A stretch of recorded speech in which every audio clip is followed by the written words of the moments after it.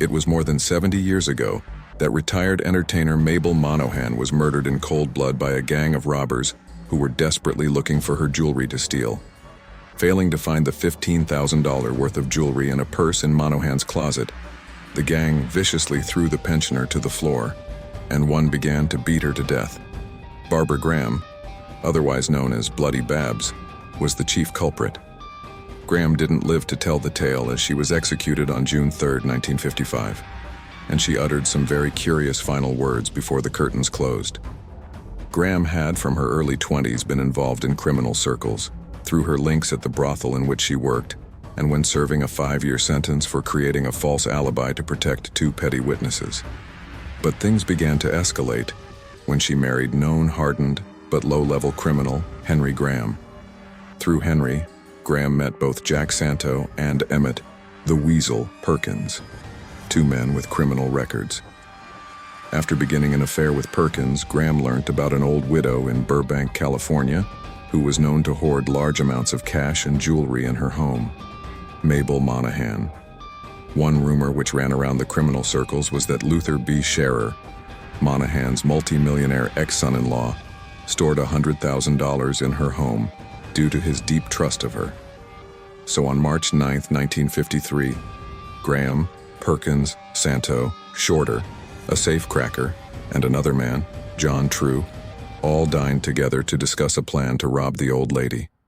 The next day they arrived at Monohan's house, and to boost the chances of the widow opening the door, it was Graham who knocked, as the only woman of the group. The gang barged in, tied Monohan to a chair and gagged her, leaving her mouth bleeding. A frantic search for the riches ensued, whether it be money or jewelry. But nothing was found by the hapless criminal group. Frustrated, Graham gave Perkins a gun and told him to knock her out, referring to Monaghan, according to a witness testimony by True. True claims at this point, Graham began to viciously beat Monohan, hence the nickname Bloody Babs. It was believed that Graham was the true murderer of Monohan, brutally beating the widow before the gang scarpered. Little did they know that they had missed the $15,000 of jewelry hidden in Monohan's closet. After a testimony, convicted felon William Upshaw testified against the gang, claiming he had been in the car with them when they scouted out Monohan's home the night before the murder. Graham continually protested her innocence despite other testimonies against her, including from True, who was granted immunity from prosecution. Amid the allegations, the press nicknamed Graham Bloody Babs. And things took a turn for the worse when Graham accepted an inmate's offer of $25,000 to act as a false alibi along with a friend. Little did Graham know that the inmate was only working to reduce her own sentence, and the friend she was working with was a police officer. The officer met with Graham, recording the conversation, and therefore obtaining the effective confession. The game was up for Graham, and despite appealing her death sentence, which was also issued to Perkins and Santo, she was executed on June 2, 1955. Her execution was stayed twice by around half an hour each time, with Graham allegedly exclaiming, "Why do they torture me? I was ready to go at 10 o'clock."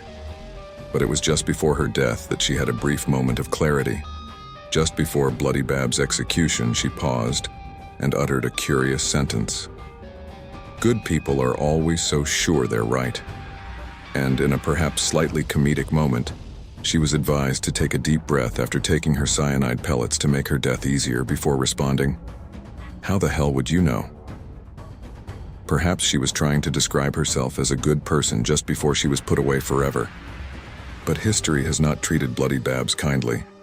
She was finally laid to rest at Mount Olivet Cemetery, San Rafael, California,